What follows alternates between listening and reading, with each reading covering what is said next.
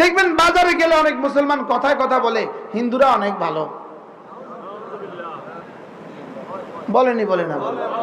হ্যাঁ, এদের উদাহরণ হইলো আমাদের হযরত মুহাম্মদ তারেক জামিল বড় সুন্দর বলেন, একটা হাতুড়ে ডাক্তার, তো এক লোক রোগী মারা গেছে, তো এবার ডাক্তার নিয়ে আসছে।